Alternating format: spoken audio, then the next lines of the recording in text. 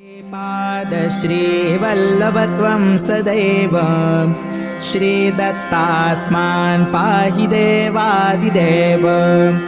भावग्राह्यक्लेशहारिन् सुकीर्ते घोरात् कष्टादुद्धरास्मान् नमस्ते त्वन्नो माता त्वं पिता प्तोदिपस्त्वं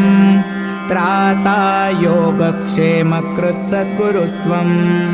त्वं सर्वस्वन्नो प्रभो विश्वमूर्ते घोरात् कष्टादुद्धरास्मान् नमस्ते पापं तापं व्याधिमाधिं च दैन्यं भीतिं क्लेशं त्वं हराशु त्वदन्यं त्रातारं नो वीक्ष ईशास्तजूते घोरात् कष्टादुद्धरास्मान् नमस्ते नान्यस्त्राता नापि दाता न भर्ता त्वत्तो देवत्वं शरण्योकहर्ता कुर्वात्रेयानुग्रहं पूर्णराते घोरात् कष्टादुद्धरास्मान् नमस्ते धर्मे प्रीतिं सन्मतिं देवभक्तिं सत्संगाप्तिं देहि भुक्तिं च मुक्तिं भावासक्तिं चाखिलानन्दमूर्ते घोरात् कष्टादुद्धरास्मान् नमस्ते श्लोकपञ्चकमेतद्यो लोकमङ्गलवर्धनम् प्रपठेन्यतो भक्त्या स श्रीदत्तप्रियो भवेत् हे पादश्रीवल्लभत्वं सदैव श्रीदत्तास्मान् पाहि देवादिदेव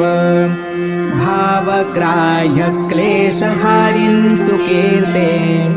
घोरात् कष्टादुद्धरास्मान् नमस्ते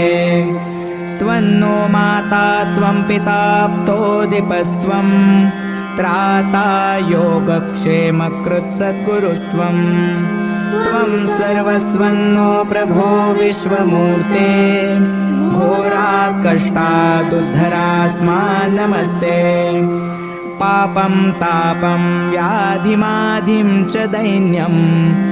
भीतिं क्लेशं त्वं हराशु त्वदन्यं त्रातारं नो वीक्ष ईशास्तजूते घोरात् कष्टादुद्धरास्मान् नमस्ते नान्यस्त्राता नापि दाता न भर्ता त्वत्तो देवत्वं शरण्योकहर्ता कुर्वात्रेयानुग्रहं पूर्णराते घोरात् कष्टादुद्धरास्मान् नमस्ते धर्मे प्रीतिं सन्मतिं देवभक्तिं सत्संगाप्तिं देहि भुक्तिं च मुक्तिं भावासक्तिं चाखिलानन्दमूर्ते घोरात् कष्टादुद्धरास्मान् नमस्ते श्लोकपञ्चकमेतद्यो लोकमङ्गलवर्धनम् प्रपठेन्यतो भक्त्या स श्रीदत्तप्रियो भवेत् हे पादश्रीवल्लभत्वं सदैव श्रीदत्तास्मान् पाहि देवादिदेव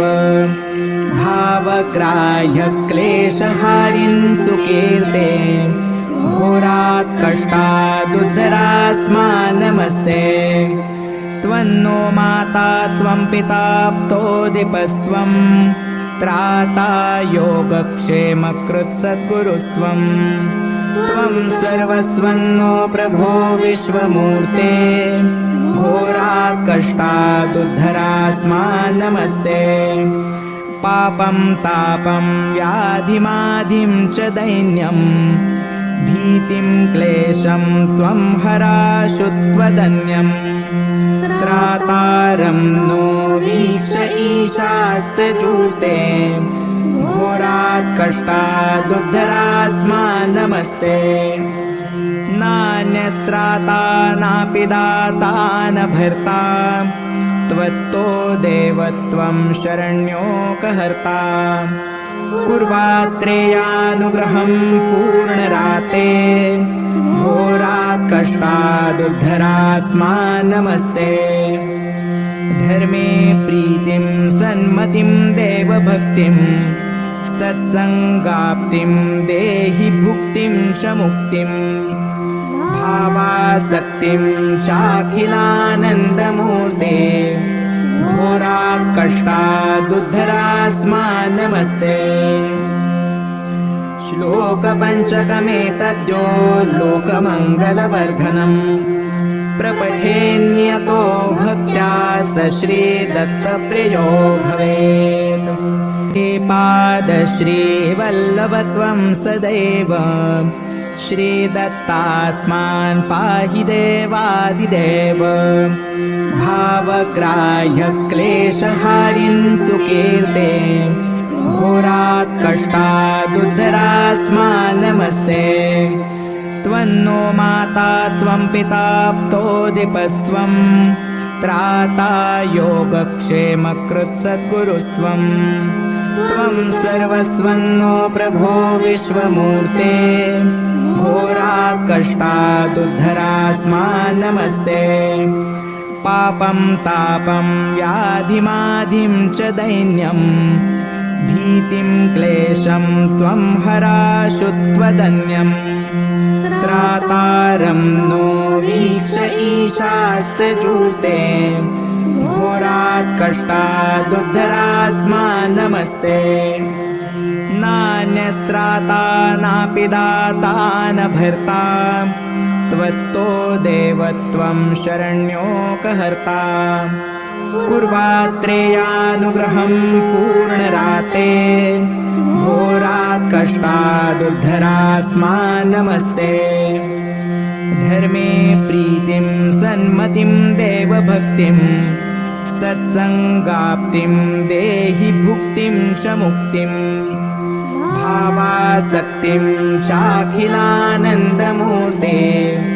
घोरात् कष्टादुद्धरास्मान् नमस्ते श्लोकपञ्चकमेतद्यो लोकमङ्गलवर्धनम् प्रपठेन्यतो भक्त्या स श्रीदत्तप्रियो भवेत् इति श्रीवासुदेवानन्दसरस्वती विरचितं श्रीदत्तात्रेयप्रार्थनास्तोत्रं सम्पूर्णम्